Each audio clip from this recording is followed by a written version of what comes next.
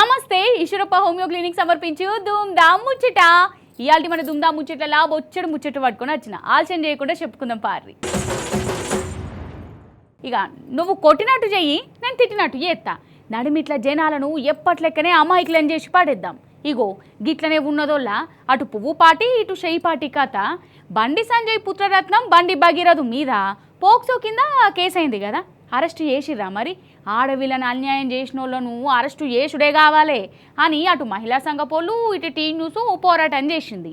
ఇక లాస్ట్కు ఈ కథ ఎటో పోయేటట్టున్నదని సర్కారోళ్ళు కొత్త డ్రామా షురూ చేసిర్రని అంటుర్రు. ఇంతకు ఆ బండి సార్ కొడుకును అరెస్టు చేస్తారా చేయరా పారి అరుచుకుందాం. వాహ్ వాహ్ వాహ్, ఏం యాక్టింగు, ఏం కవరింగు, ఏం నాటకం, ఏం బిల్డప్. గిట్లనే అంటుర్రోళ్ళ ఈ బండి భగీరథ్ కేసులా మన రేవంత్ సార్ వారి పిల్లి మొగ్గలు చూసినోళ్ళు. 17 ఏళ్ల ఆడవిళ్లను బండి సంజయ్ కొడుకు బండి భగీరథ్ మోసం చేసి గోస ఉచ్చుకున్నాడని కేసేసిర్రు కదా, పోక్సో కేసు. అయితే ఎప్పుడేసిర్రు? 8వ తారీఖు నాడు. కానీ ఈ కేసు మీద పోలీసుల నుంచి ఊయలేదు కుయలేదు, ఎంక్వైరీ లేదు, అరెస్టు లేదు. ఓ దిక్కు ఆడవిళ్ళ కుటుంబం కళ్ళ పొంట నీళ్లు పెట్టుకుని సెంటర్ మినిస్టర్ కొడుకు అన్యాయం చేసిందని రుజువులతో పాటు చెప్తుంటే కూడా వీళ్లకు చెవులు వినబడనట్టు కండ్లు కనబడనట్టే చేసిరు. లాస్ట్కు కథ ఏడుదాకా పోయిందంటే ఒక్క టీవీ ఛానల్లా పేపర్లో కూడా వార్త రాకుండా చేసుకున్నారు. మన టీ న్యూస్ ఒకటే ఆ బుజ్జి కుటుంబం దిక్కు నిలబడ్డది. న్యాయం కోసం ప్రభుత్వం మీద కొట్లాడింది. ఇటు బీఆర్ఎస్ లీడర్లు మహిళా సంఘ పోళ్ళు ధర్నాలు చేసిర్రు బండి భగీరథ్ను అరెస్టు చేసుడే కావాలని. ఇక లాస్ట్కు సర్కారు దిగచ్చినట్టు నటించింది.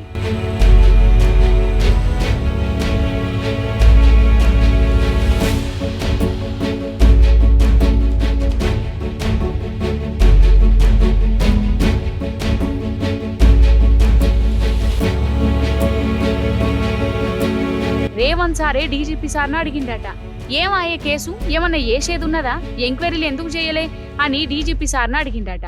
ఇక డీజీపీ సారేమో కేసు అయింది బరాబరే, కానీ మోడీ సార్ టూర్ చేయబట్టి ఎసుంటి ఎంక్వైరీలు చేయలే, అరెస్టులు చేయలే, అందరం బిజీగా ఉన్నామని చెప్పుకొచ్చిండట. ఇక చూడు కథ. కాదు, మోడీ సార్ టూర్ ఉంటే ఇక రాష్ట్రంలో ఎవ్వలన్నా ఏమన్నా చేసుకోవచ్చా? దొంగతనాలు చేసినా, మర్డర్లు చేసినా పోలీసులు పట్టించుకోరన్నట్ట. ఆ రోజు దొంగలకు కూనికోర్లకు స్వాతంత్రం వచ్చింది అనుకోవాలనా ఎట్లా? ఏం తరీకకి ఇది? అక్కడ అన్యాయం అయిపోయింది ఒక ఆడవిల్ల, అందున ఆమెకు 18 ఏళ్ళు కూడా రాలే. పోక్సో కింద కేసు అయింది. అసంటప్పుడు అప్పటికప్పుడు అరెస్టు చేయాలి కదా. అంటే సెంటర్ మినిస్టర్ కొడుకుని అరెస్టు చేయలేదా? లేకుంటే ఆయన రేవంత్ సార్ నారాజ్ అవుతాడని ఈ కేసును మూసేద్దాం అనుకున్నారా? గిట్లనే కోపానికి వస్తురు పబ్లిక్.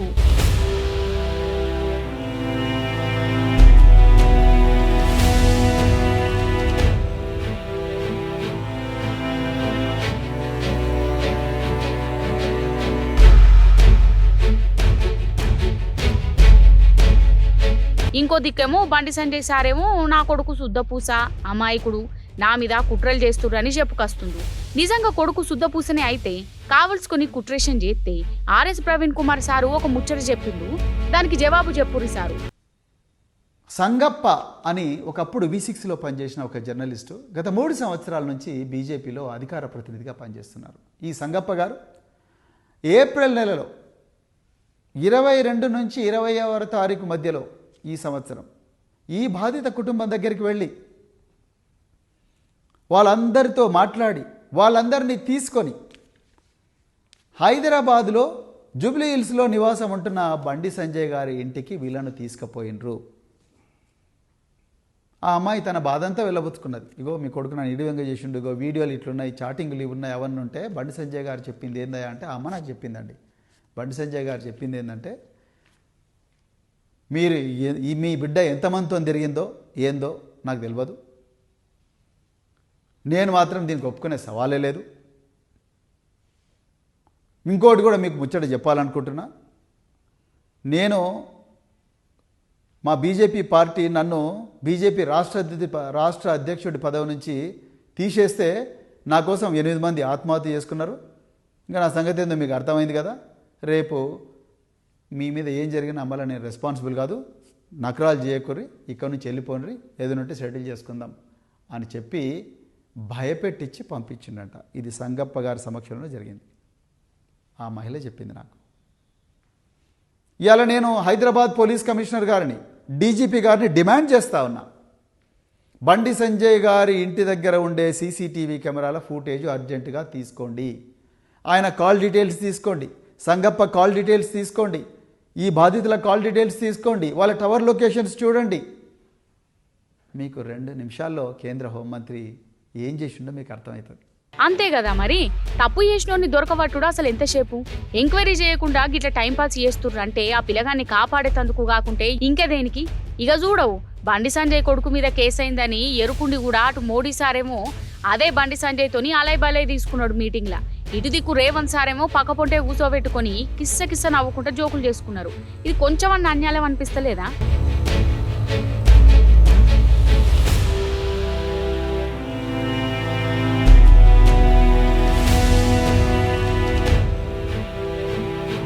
ఇడ మన మీడియా వాళ్ళ గురించి కూడా చెప్పాలి. ఈ 3-4 వద్దుల సంధి ఒక్క టీవీలనన్నా ఒక్క పేపర్లనన్నా ఈ వార్త పెట్టిర్రా అనోళ్ళ. అదే సాదా సీదా జనాలు ఏమన్నా చేస్తే బ్రేకింగ్ న్యూస్లు, షేకింగ్ న్యూస్లు, చర్చా కార్యక్రమాలు అని రోజంతా తిప్పుతారు. మరి బండి సంజయ్ కొడుకు వార్తను ఎందుకు దాచిపెట్టినట్టు? ఇంకా ఉల్టా ఆడపిల్లదే తప్పన్నట్టు హనీ ట్రాప్ అనే డ్రామా ఒకటి ముంగట పెట్టుకున్నారు. ఘోరం కాకుంటే ఇంకేంటిది ఇది? ఈ మీడియా పనిచేసేది జనం కోసమా, లేకుంటే ఆ చేయి పార్టీ పువ్వు పార్టీ లీడర్ల కోసం?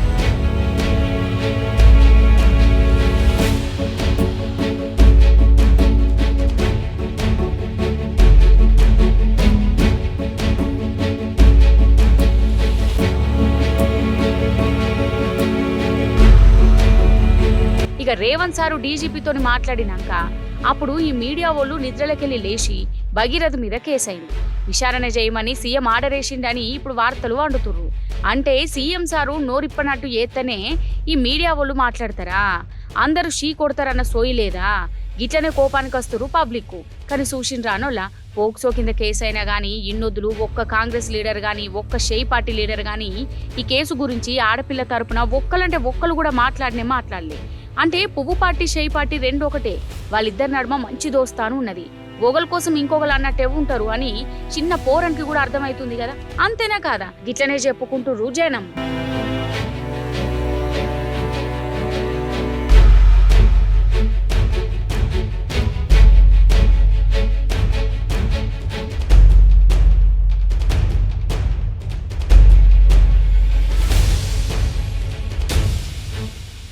ఆవుగాని బంగారం రేటు ఏ పాటు ఉన్నదోలా? మొన్నటిదాకా 1,50,000 ఉండే కదా, ఇప్పుడు జరంత తగ్గిందట. ఇక ఆ రేటు ఎంత పెరిగినా తగ్గినా కోనుడే ఉంటుందా? మన ఆడోళ్ళకు బంగారం లేకుండా నడుతుందా? దావతులకు పోతుందా అసలు? ఇక ఈ బంగారం కోసం ఇండ్లలో లొల్లులు, పంచాయతీలు, ఆలుమొగల నడుమ కీసులాటలు.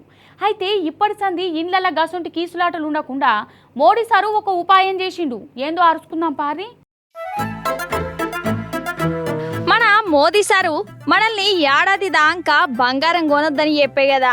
ఎందుకంటే బంగారం కొనుడు బంద్ చేస్తే డిమాండ్ తగ్గుద్ది, వేరే దేశాల నుంచి దిగుమతి పడిపోతుంది, మనకే మస్తు ఫాయిదా అవుతుంది అంటుండు. పనుల పని ఈ పెట్రోల్ డీజిల్ కూడా ఎక్కువ వాడొద్దట, కరెంటు బండ్లు బ్యాటరీతోనే నడిచేటి వాడాలని చెప్పిండ్రు. మళ్ళీ నుండ్రి గోల్డ్ यानी सोने की खरीद एक और पहलू है जिसमें विदेशी मुद्रा बहुत अधिक खर्च होती है। एक जमाना था जब संकट आता था, कोई युद्ध होता था, तो लोग देश हित में सोना दान दे देते थे। आज दान की जरूरत नहीं है, लेकिन देश हित में हमको ये तय करना पड़ेगा कि साल भर तक घर में कोई भी फंक्शन हो, कोई भी कार्यक्रम हो, हम सोने के गहने नहीं खरीदेंगे, सोना नहीं खरीदेंगे।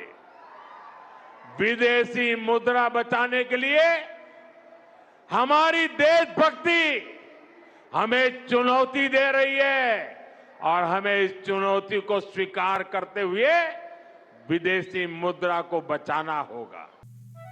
సరే, మోదీ సారు బంగారం కొనొద్దని మంచి కోసమే చెప్పిండని అనుకుందాం. మరి మన ఇండ్లల్లో ఆటోలు ఊకుంటారా నోళ్ళ? పెళ్లిళ్లకు పేరెంటర్లకు పోవాలంటే బంగారం వేసుకుని పోవాలనాయే, లేకుంటే నాదని కదా, అందుకే బంగారం కొనుడే ఉంటదాయే. మరి మోదీ సార్కు గాయంత తెలియదా? అంటే బంగారం కొనియమని సార్ని అడిగేటోళ్ళు లేరు కాబట్టి గట్లా మనకు సలహాలు సూచనలు ఎత్తుండు, లేకుంటే గట్లెందుకను అని అంటుర్రు.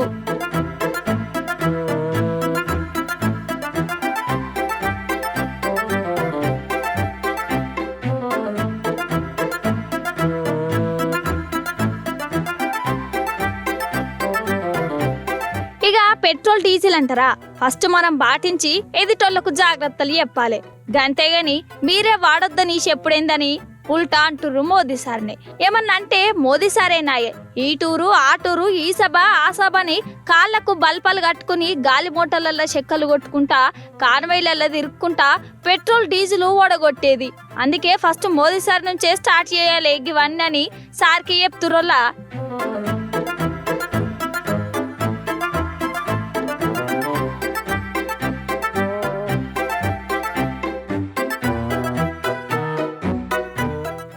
ఇక ఏమంట మోడీ సార్ బంగారం కొనొద్దని అన్నారో ఇక చూడు, పాపం బంగారం అమ్ముకునేటోళ్ళ హలతు ఎట్లయిపోయిందో. బొంబే స్టాక్ మార్కెట్ల బంగారం కంపెనీల షేర్లు డబేల్ మని పడిపోయినాయి, ఫుల్ లుక్సానట. ఇక ఇంకో దిక్కు దేశంలో ఉన్న బంగారం దుక్నపోళ్ళు గుండెలు బాదుకుంటారు. ఇక మోదీ సార్ మాటిని ఎవ్వరు కూడా బంగారం కొనుక్కుంటే మేము ఎట్లా బతకాలి, మాకు పని ఎట్లా అని ఇటు బంగారం దుక్నపోళ్ళు ఇటు బంగారం పన్నులు వేసేటోళ్ళు ఐబత ఇతుర్రు. వాళ్ళను కొనకని చెప్పి మా నోట్ల మన్ను కొడుతున్నట్టున్నారు కదా అని రంది పెట్టుకుంటుర్రు. అందుకే మంగళవారం నాడు ఈ బంగారం వ్యాపారం చేసేటోళ్ళు ప్రధానమంత్రి సార్తోని మీటింగ్ పెట్టి వాళ్ళ బాధలు చెప్పుకునే పనిలో పడ్డారు.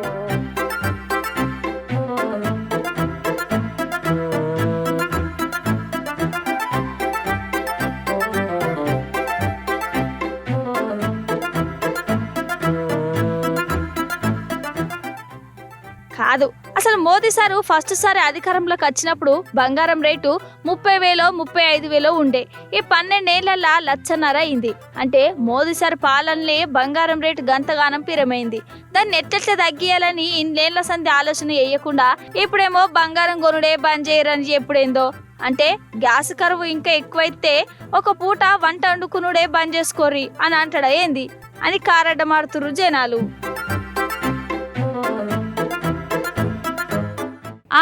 మొత్తానికి తమిళం యాక్టర్ విజయ్ ముఖ్యమంత్రి అయిపోయిండు కదా, అయితారన్నాడు విమానం తిన్నాడు. కానీ ఇన్ని గానం ట్విస్టులు విజయ్ చేసిన సినిమాలలో కూడా లేకుండే కావచ్చు. గంటకు రాజకీయం ఎట్లా మారిపోయిందోలా, ఎట్లయితేంది మొత్తానికి సీఎం కుర్చీలో కూర్చున్నాడు.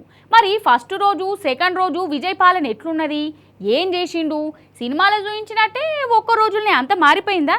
ఏది అరుచుకుందాం పారి. మరి జోసెఫ్ విజయ్ ఎనుం నాన్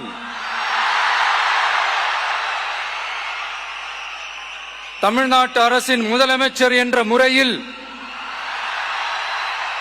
எனது கவனத்திற்குள்ளாவதும் தெரிய வருவதுமான எந்த பொருள். అమ్మయ్య, గీ ఒక్క మాట కోసం ఎంతగానం ఎన్ని తీర్ల తాన్లాడిరు, ఎంత రాజకీయం నడిచింది, ఏంది కథ, ఎట్లయితేంది పాటు. ముఖ్యమంత్రి అయితే అయిపోయిండు. ఇక విజయ్ విమానం దిగేటప్పుడు కూడా సినిమాలలో కదా హీరో చేసినట్టే అనిపించిందోలా. తమిళనాడు చరిత్రలా ఎన్నడూ లేని తీర్లా సూటు బూటు వేసుకుని వచ్చి విమానం తిన్నాడు. అది కూడా పేపర్ చూడకుండా చదివిండు. కానీ నడుమిట్లనే గవర్నర్ సార్ ఆపి విమానం గట్లా చెయ్యొద్దు, గిట్లా చెయ్యాలి అని చెప్పిండు. పాపం విజయ్ కూడా కొత్తనే కదా, రాజకీయంలో ఖర్చుడచ్చుడే ముఖ్యమంత్రి అయిపోయే. అందుకే జర సినిమాలు వేసినట్టే వేసిండు అనిపించింది. ఇక ఆటెన్కా ఉపన్యాసం దంచిండు. ఇదివరకు ఉన్నోళ్ళు చక్కగా పాలించలే, నేను అందరినీ మంచిగా చూసుకుంటా, అందరు నా వాళ్ళే అని గిట్లా చెప్పుకుంటా పోయిండు. ఇక ఈ పేరంటంలా త్రిషమ్మని అందరూ చూసుకుంటా మురిచిపోయారు కాదు. విజయ్ విమానం దిగి ప్రసంగం ఇస్తుంటే ఆమె కండ్ల పొంట నీళ్ళు వచ్చినాయి. అంటే ఆనంద బాష్పాలు అన్నట్టు. ఇక అటెన్క సంతకాలు గింతకాలు చేసి ముఖ్యమంత్రి కుర్చీలో కూర్చున్నాడు విజయ్.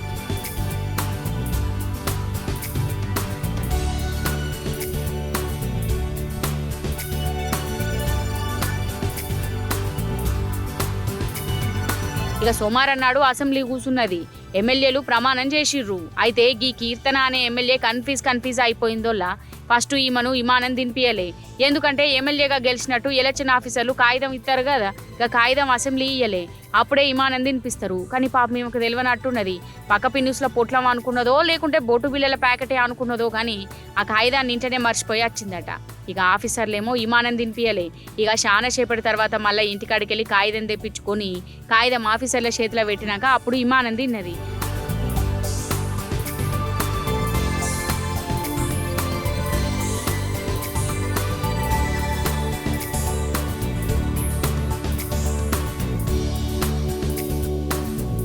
అన్నట్టు ఇక ముఖ్యమంత్రి అయినాక విజయ్ మొన్నటిదాకా సీఎంగా చేసిన స్టాలిన్ ఇంటికి పోయిండు. అలై బలే తీసుకున్నాడు. ఇక జరసేపు వాళ్ళు మీటింగ్లు పెట్టుకున్నారు నవ్వుకుంటేనే. ఇక అటెన్కా కథ ఎట్లున్నదో చూడాలి. ఇక విజయ్ సీఎం ముచ్చట్లు గట్లుంటే ఇక ఇంకో దిక్కు హీరోయిన్ త్రిషన్ ఏమో సోషల్ మీడియాలో ప్రేమ అంటే ఏంటిది, అది ఎంత గొప్పది, ఎంత మంచిది, ఇగో గిసొంటి ప్రేమ వాక్యాలు రాసి పెడుతుందట. ఇక గరాతలన్నీ విజయ్ కోసమే అని ఆమె అభిమానులు మురిసి ముప్పందం అవుతుర్రు. ఇక ఒక్కొక్క సీటు కోసం పార్టీలను కలుపుకొని ముఖ్యమంత్రి అయిన విజయ్ పాలన ఎట్లా చేస్తాడో చూడవలసి ఉన్నది.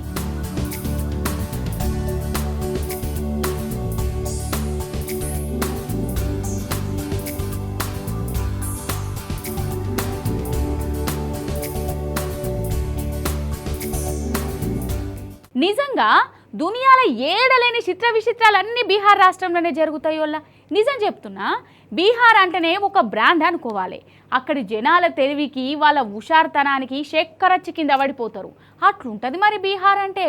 ఇప్పుడు మళ్ళెందుకు వాళ్ళ గురించి చెప్తున్నా అంటారా, పారి కొందరు జాతిరత్నాలు ఏం చేసిరో చూద్దురట. కానీ నిజం చెప్తున్నా, చిత్ర విచిత్రాలన్నీ బీహార్ రాష్ట్రంలోనే జరుగుతాయి కావచ్చులా. ఫస్ట్ ఇది చూడుర్రి, కానొస్తుంది స్టేట్ బ్యాంక్ ఏటీఎం కదా, కానీ మంచిగా చూడుర్రి, లోపల కటింగ్ చేస్తుర్రు. అంటే ఏటీఎం సెంటర్లా కటింగ్ షాప్ నడుతుంది అన్నట్టు. బీహార్ అంతే మరి.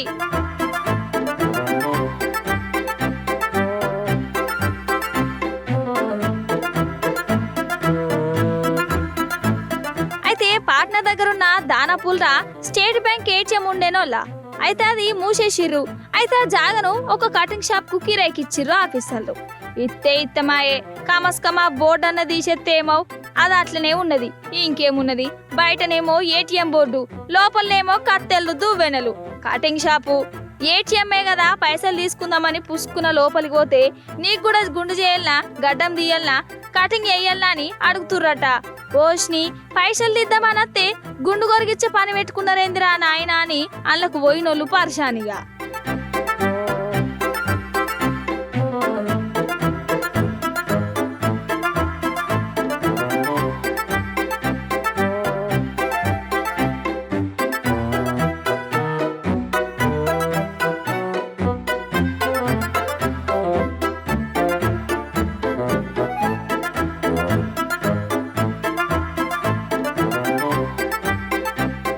పనుల పని ఆ ఏటీఎం కమ్ కటింగ్ షాప్ లా ఏసీ కూడా ఉండొచ్చు అన్నట్టు. గదే బీహార్ రా. ఇంకో కళాఖండం గురించి కూడా చెప్పాలి. ఎవరన్నా ఫోన్లను ఇండ్ల ప్లగ్లకు ఛార్జింగ్ పెట్టుకుంటారు కదా, కానీ బీహార్ వాళ్ళు అందరి లెక్క ఎందుకు చేస్తారు? వాళ్ళు చూడురి ఏడ ఛార్జింగ్ పెట్టుకుంటుర్రో చూసిర్రా. డైరెక్ట్ ట్రాన్స్ఫార్మర్ల కాడికి పోయి ఫోన్లను ఛార్జింగ్ చేసుకుంటుర్రు. ఎందుకంటే జల్దిన ఛార్జింగ్ అవుతుందట, బిల్లు కూడా రాదట. నిజంగా గొప్పోళ్ళు కదా. ఎంతైనా బీహార్ అంటే బిగనర్స్ కు గానే కదల్లా. ఇడ ఏదైనా సాధ్యమే అవుతుంది.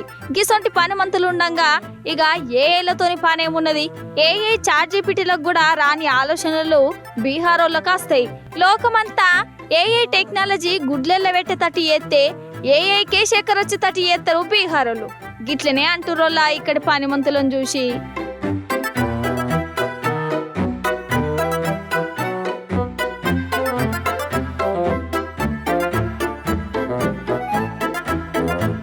ఇవి ఆల్టి దుమ్దా ముచ్చట్లు. మళ్ళీ ఎపిసోడ్లో ఇంకెన్ని ముచ్చట్లు పట్టుకుని వస్తా. అప్పటిదాకా చూస్తూనే ఉండేది టీ న్యూస్.